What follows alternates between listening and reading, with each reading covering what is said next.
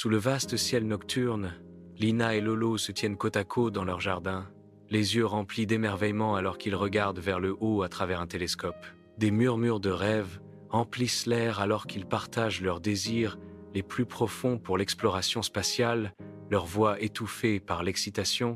Une fusée argentée scintillante descend des cieux, projetant une lueur éthérée sur leurs visages stupéfaits alors qu'elle atterrit doucement sur l'herbe. Le jardin est baigné d'une lumière d'un autre monde, la petite fusée argentée reposant maintenant silencieusement sur l'herbe. Une porte s'ouvre avec un sifflement, une invitation à une aventure au-delà de leurs rêves les plus fous.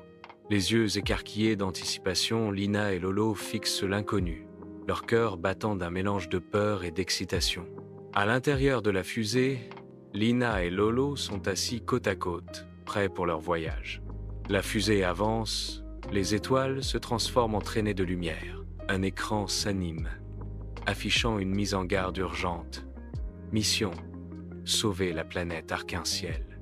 Par le hublot, la planète arc-en-ciel apparaît, ses teintes vibrantes commençant déjà à s'estomper. L'atmosphère à l'intérieur de la fusée s'épaissit de tension. Une étincelle de détermination s'allume dans leurs yeux, une promesse silencieuse de restaurer sa beauté.